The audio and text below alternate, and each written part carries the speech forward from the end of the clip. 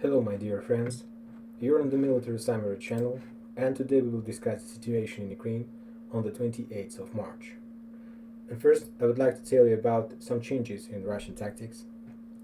As soon as Ukrainian forces lost control over Izum, and they gave opportunity to Russian forces to cross the river Seversky Donetsk, Russian forces, starting from that time, they start to move all their forces they have, all their free forces that is not participating in any kind of operation like in Mariupol or attacking Kyiv or blockading Kharkiv.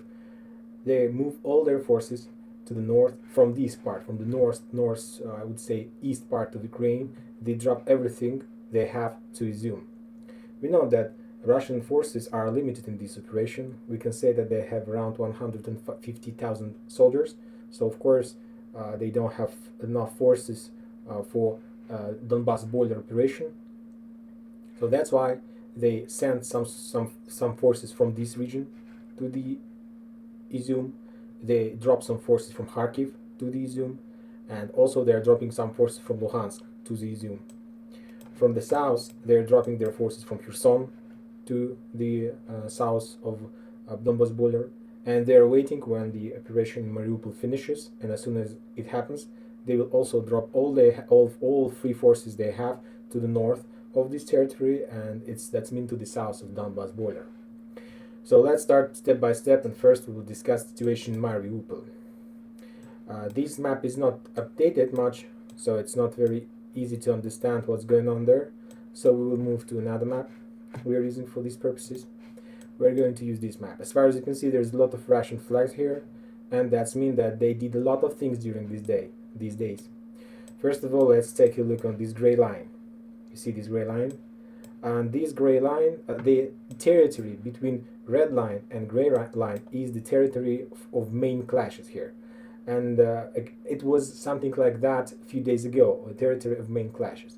But for now, we can say that this is the territory which Russians still hasn't cleaned up yet, but they did this for more than 70 or 80%. So it's almost cleaned, and this territory is controlled by Russian forces and almost for 100%. And let's start from the west side of Mariupol. There is a group of Ukrainian forces here. They're in the park. They're on the beaches. It's like private sector. And today, Russia managed to take a railway station in Mariupol. You can see this, and that's mean that we can easily say that this territory now totally blocked and totally cut off from their heart of Ukrainian defense in Mariupol from Azovstal. This is the main base of the national battalions, and the main Ukrainian base is located here. Their supply, support, army, vehicles, head center, and so on. So these lines were cut off, and these guys are totally alone, and there is no possibility to escape or to stay in connection with this main base. Also today there was a news that Ukrainian helicopter Mi-8 was trying to evacuate some Azov battalions head center, some officers. They tried their luck, but this helicopter was taken down, and there is no chance to escape from the city anymore. Now we're moving to the top. I don't have a lot of information about this part of Mariupol. We see that it's like a big territory, but I'm not sure that it's correct information or something like this. And now we're moving to the most interesting part of Mariupol. This is the east side of Mariupol. And you see this small territory, and this is the group of Ukrainian forces which are totally isolated from the rest of Mariupol. And the Ukrainian forces which located in this territory, they're very unlucky because there are forces there, and there is no chance anymore to escape or to go back to Azovstal. So I think that these guys, Russian forces, will handle with them first, because as soon as they will clear this, will done with this issue, this road will be totally cleared, and more supplies, more forces, more reinforcements will be able to get here, and it will allow Russians to work in more efficient way with the Azovstal region. So this line is already captured by Russians. This map is not updated. It's updated, but they didn't change the color, because usually they do this in a few days or when it's like 100%. But I can say that 90% of this territory is totally in Russians. And today, Russian forces, there is a lot of signals here, they managed to storm and assault the Azov battalion head office. It was a very big base, and they destroyed, and that's it. So there is no more Ukrainians here.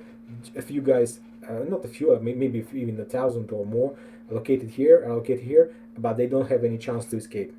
Now let's move to the top of this region, and we're now in the Donbas border region. Russian forces in this area, they continue doing their job. It's very difficult to move here. They're moving around a few kilometers per day because the front line and the defense line in this site are very tough, and it's very difficult to continue. But they're moving step by step. They have a very nice support from artillery, from air, from rocket. So I think that they will push and they will move very slowly, step by step. And the main task of these forces is not to do a very big breakthrough in this line. First of all, because it's difficult and it will take much time for these purposes. And the main idea is to freeze and to hold as much as possible forces on this territory, because as soon as Mariupol falls, a lot of forces they will be dropped here, and they will start their operation from the south. And the main target of this south group of Russian army is to take town named Pokrovsk. After they take Kurakhova, their main target will be Pokrovsk. Now, this town is located here. It's a very important strategic center, which is located on the road, very important road. It's a Republic Road M04. It's also a very not good railway station center. So this is their main target. So they're going to attack from the south in this direction. Here they will try to attack to move to a town named Konstantinovka. And now we're moving to the west of this. Now we are moving to the west part of the Donbas border. There is no changes here. Russians, they're still fighting in the town. They're doing their job here. But as far as you can see, they continue bombing this territory. They continue finding the bases of Ukrainian forces here, the main places where they're located, and they're bombing this territory step by step. And now we are moving to the most important territory. We are moving to the Izum. And there are a lot of changes here. We can say that this map is not yet updated for many reasons, because we know that they are updating this map as soon as information about taking any town is confirmed by both sides. But I will explain and I'll tell you what's going on here. We will move to another map. I think that this map describes in more better way what's going on here. A few videos ago, before Russians managed to take Izum, I told a lot about the town named Liman.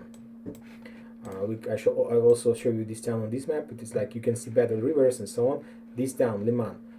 This is a very important town, and I think that it's the next step. It's the next Russian step to take this town, Liman. Why is that? First of all, you need to understand that this town, I will repeat myself, that this town located very close to a town named Slavyansk. Slavyansk and Kramatorsk is the heart of Ukrainian defense in this territory. It's the head of this defense.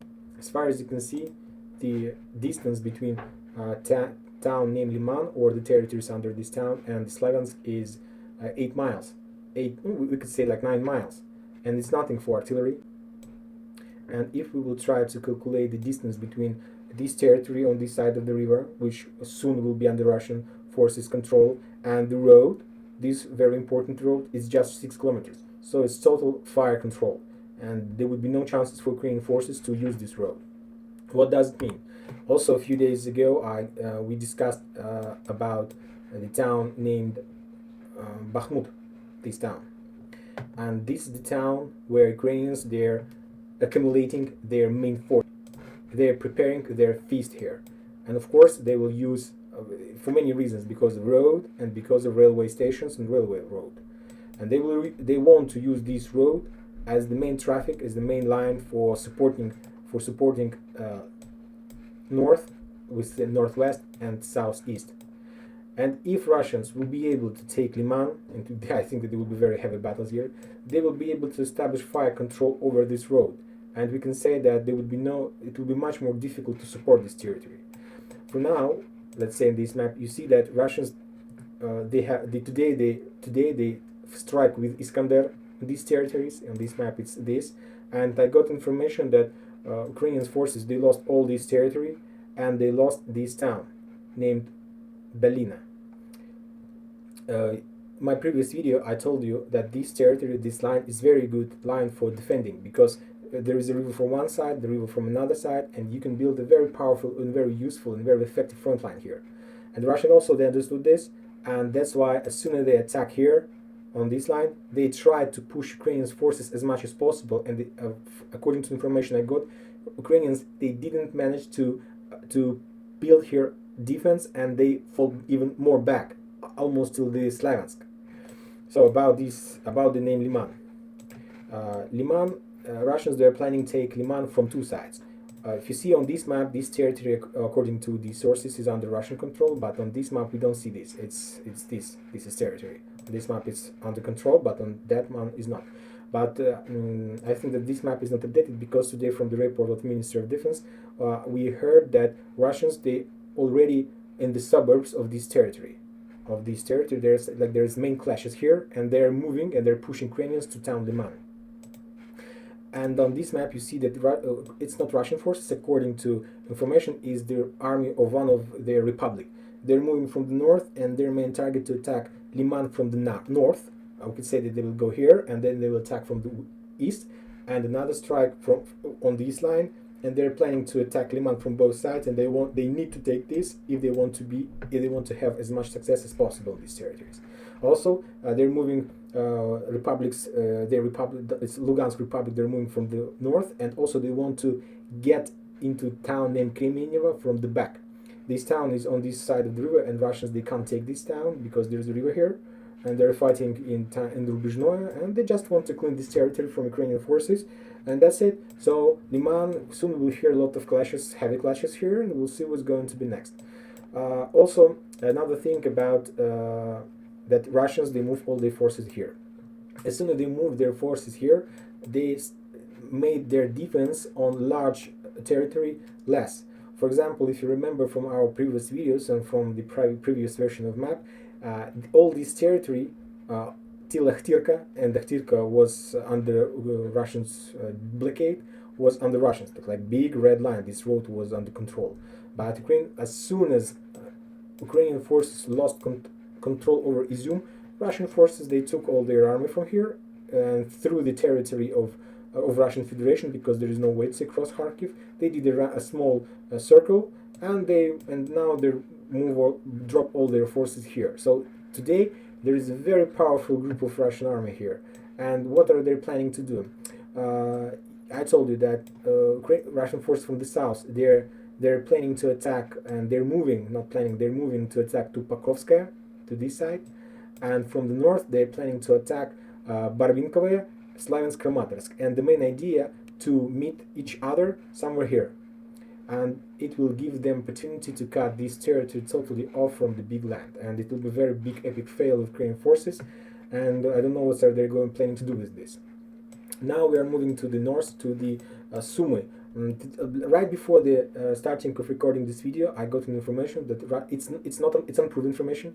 There is no pictures or something like this, but some sources says that Russians managed to get into the city, and we will see this tomorrow. But they managed, according to these sources, and this city is now under Russian control. Now we're moving to Chernihiv. There is some changes in the policy in this area. Russians, of course, they need to take this town, but they still can't do this. You see that this territory is like Switzerland cheese, and also as soon as Ukraine lost Izium, Russian forces also took some army from this territory, and they also dropped their forces back, because it's very difficult to control all these territories. You can say that it's like an enemy territory. It's not the the total territory under Russian control, as we can see this on the south, like totally. But here it's something like Switzerland cheese. So that's why they step back on the line of this river. And Ukrainians managed to clean this territory. In my previous videos, you could see that this territory was under Russian control. And that's it for today. Thank you for your watching. Sorry for my missing for 2 days. It was very bad weather in my town. I told you about that. So thank you very much for watching. Thank you very much for your support. Subscribe my channel, join my Telegram channel, and have a good day.